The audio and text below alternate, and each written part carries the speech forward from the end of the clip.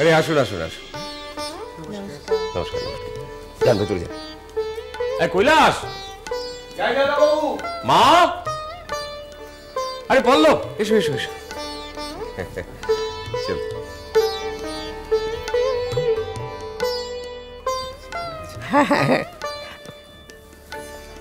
থাক থাক থাক থাক। কি বাবা, কিছু বলবি? হ্যাঁ মা, বলছি যে ওদের তো আসার সময় হয়ে গেল, আমাকে তো এখন এদিকে থাকতে হবে। তাই বলছি যে তোমার ওই আশীর্বাদের জোগাড় যন্ত্রের ব্যাপারে কিছু আনার টানার হলে ওই কৈলাসকে বলো। কৈলাস কৈলাস, হ্যাঁ কৈলাসকে রেখে যাচ্ছি, ওকে কিছু বললেও সঙ্গে সঙ্গে এনে দেবে। শোনো কৈলাস, হ্যাঁ মাসিমা যা বলবেন সেটা সঙ্গে সঙ্গে করে দেওয়া চাই, কিন্তু ঠিক আমি কিন্তু আর এদিকটা থাকতে পারছি না। না না, এমনিতে তো সব গোছগাছ করে রেখেছি, শুধু একটু দুব্বো লাগবে, ধান দুব্বো দিতে হবে তো। ও মা, মা আমি বরং বাগান থেকে দুটো দুব্বো তুলে আনছি। আরে না না, তুই কোথায় যাবি? তুই যা ভেতরে যা, কখন কি দরকার লাগে। কৈলাস, হ্যাঁ তুমি যাও, মাসিমাকে দুব্বো এনে দাও। আমি এক্ষুনি এনে দিচ্ছি। ও আর একটা কথা, চন্দন পাতা লাগবে, বাড়িতে তো চন্দন পাতা নেই, একটু চন্দন দিতে হয়। মা, চন্দন দিয়ে কি হবে? রুষা তো এসে গিয়েছে, রুষাই তো মনকে সাজাবে, তাছাড়া ও তো নিজের ম্যাটেরিয়াল দিয়ে সাজাবে। আজকাল কেউ সাজানোর জন্য চন্দন ইউজ করে না মা। আমি তো দিদি ভাইকে চন্দন দিয়ে সাজানোর কথা বলিনি, আশীর্বাদের সময় একটু চন্দনের ফোঁটা দিতে হয়। ও তাহলে কি হবে এখন? এই চন্দন, চন্দনের পাতা এসব কোথায় কিনতে পাওয়া যায়? কোথা থেকে আনবে? আপনি তো গতকাল থেকে সব গোছাচ্ছেন মা, এখন শেষ মুহূর্তে এসব বলছেন? মনে ছিল না বৌমা, বয়স হয়েছে তো। ও মা, মা তুমি একদম চিন্তা করো না, এই দাদাদের বাড়ির উল্টো দিকেই তো বাজার, ওখানে দশকর্মার দোকানে ঠিক পাওয়া যাবে, আমি এক্ষুনি এনে দিচ্ছি। কি বলছো তুমি জয়া? তুমি যাবে এখন উল্টো দিকের বাজারে চন্দন কাঠ আনতে? যাবে, কি হয়েছে তাতে? কি হয়েছে সেটা যদি তোমরা বুঝতে, তাহলে তো। এনিবে আমাকে টাকা দাও, মিষ্টির লোকটা আসবে। অনু, জয়া যখন ট্রেনে বাসে চড়ে এ বাড়িতে সেই কাজলডাঙ্গা থেকে আসে এবং বছরের পর বছর সেই একইভাবে ফিরে যায়, তখনও কিন্তু সেই দৃশ্যটা তোমার পাড়ার লোকেরা দেখে। আজ যদিও দোকানে কেনাকাটি করতে যায়, সেই দৃশ্য দেখে পাড়ার লোকেরা খুব একটা অবাক হবে না, বরং তারা ভাববে এ বাড়িতে কিছু স্বাভাবিক লোকজনও বাস করে। দিব্য, তুমি কি আমাকে টাকাটা দেবে? আমি জানি যে তোমার জীবনের একমাত্র লক্ষ্য হলো এই বাড়ি শুদ্ধ লোকের সামনে তোমার বউকে ছোট করা। ঠাম্মি, ছোট মামি আমাকে সাজতে বসতে বলছে, আমাকে কি আর কোনো কাজে লাগবে তোমাদের? না না, কোনো দরকার নেই, তুমি যাও ভালো করে সেজে এসো। ঠিক আছে। এমন তোর কলেজের বান্ধবীরা কখন আসবে? চলে আসার তো কথা বাপি। আচ্ছা একটা কাজ করো, ওরা যদি চলে আসে আমার ঘরে পাঠিয়ে দিও পিসমণি, ঠিক আছে? আমি তো এখন একটু বেরোচ্ছি রে। এখন আবার তুমি কোথায় যাচ্ছ? আসছি, এক্ষুনি চলে আসবো, এক্ষুনি।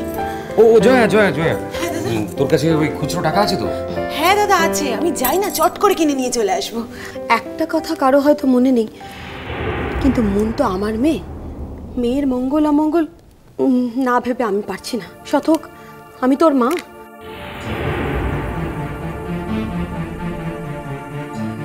কি ব্যাপার বলো তো বৌমা, আমার নাতনির অমঙ্গল আমি থাকতে হতে দেব? না, আমি বলছি যে জয়া মুনের জন্য চন্দন পাটা কিনতে যাচ্ছে, তাই আমি।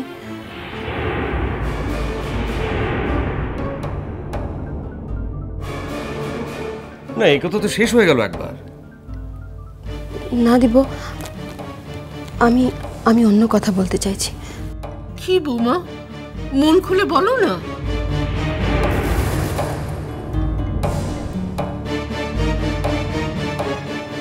মা, আসলে আসলে ওই মনের আশীর্বাদের জিনিসটা জয়া তো হাতে করে নিয়ে আসবে।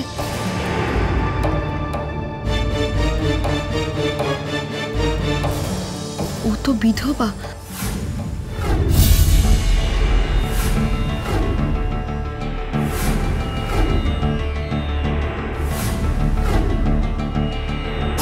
না না, আমার কিন্তু এই বিষয়ে কোনো প্রেজুডিস নেই। আপনারা দুজনেই তো নিজে হাতে সবকিছু গোছাচ্ছেন, কিন্তু আমার আমার ছোট ভাইয়ের বউ আমাকে বললো যে অনু,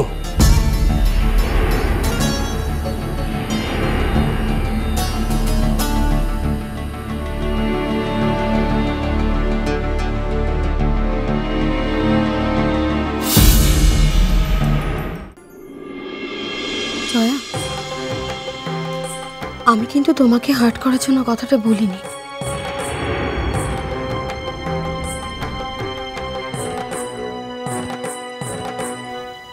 আসলে মন আমার একটা মাত্র মেয়ে, তাই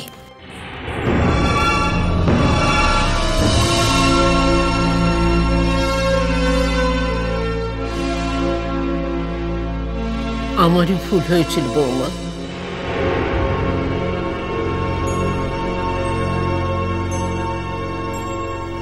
আমারও এক্ষেত্রে খেয়াল রাখা উচিত ছিল।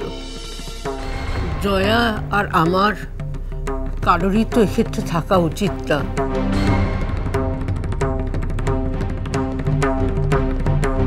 আমি ভেবেছিলাম আশীর্বাদ তো, তাই।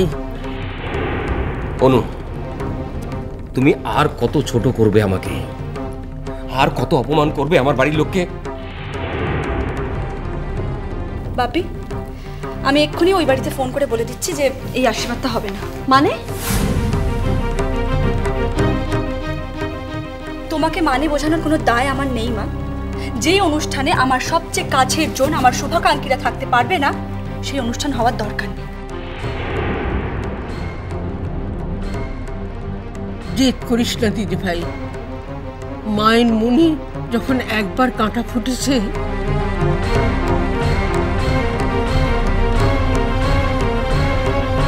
আমি করজোরে অর্চির জেঠুর কাছে ক্ষমা চেয়ে বলবো যে আমার বাড়িতে আশীর্বাদ বিয়ে কোনোটাই হবে না। মেয়েকে আমরা আপনাদের বাড়িতে নিয়ে যাব, যা করার আপনার বাড়ি থেকে করবেন। বাবা, একটা কথা বলেছি বলে তোমরা তোমরা সবাই মিলে এরকম সিন করছো কেন? আমি তো বুঝতে পারছি না।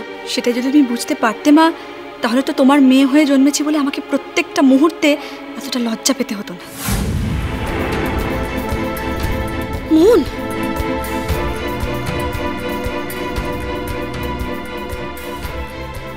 অশান্তি করিস না দিদি ভাই। আমরা না হয় সামনে নাই থাকলাম, আমরা তোকে দূর থেকে আশীর্বাদ করব।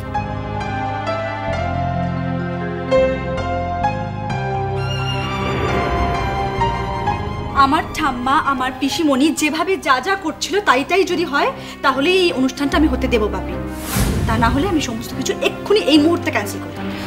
Sorry ma'am, I am sorry. আমি কিন্তু প্রথমেই বলেছি যে আমি কাউকে হার্ট করার জন্য কোনো কথা বলিনি। স্টিল যদি আমার কোনো ভুল হয়ে গিয়ে থাকে, দেন আই এম সরি।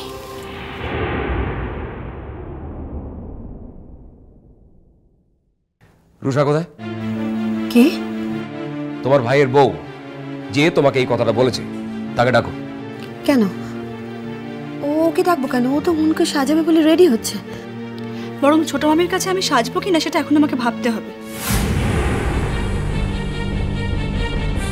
আমার তো ইচ্ছে করছে সবার আগে ওই মহিলাকে ঘাড় ধরে বার করে দিতে। এত বড় সাহস! আমার বাড়ির গেস্ট হয়ে আমার বাড়ির লোককে অপমান করতে সাহস করে। দীপু প্লিজ, শুনতে পেয়ে যাবে, একটা কেলেঙ্কারি হয়ে যাবে। ও, এখন কেলেঙ্কারি হয়ে যাবে? আর তুমি যখন ঠাম্মাকে, পিসিমণিকে সবাইকে শুনিয়ে শুনিয়ে অসম্মান করছিলে তখন? বললাম তো, ডাকো আগে তাকে।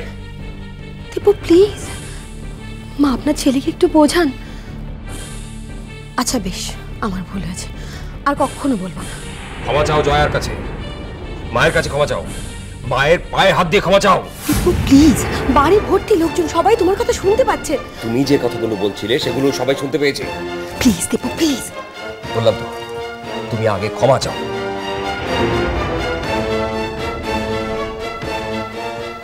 কি হলো? যাও চন্দনটা নিয়ে এসো।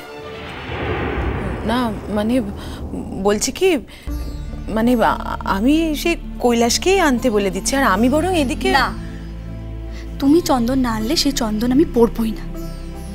আর তুমি অনুষ্ঠানের জোগাড় না করলে সেই অনুষ্ঠানেও আমি থাকবো না।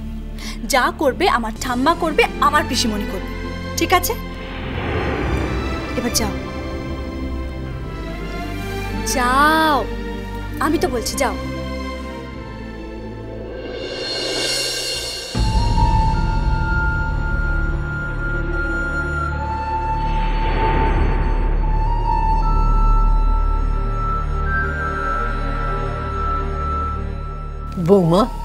কাজের বাড়িতে মাথা গরম করতে নেই, মাথা ঠান্ডা রাখতে করতে হয়।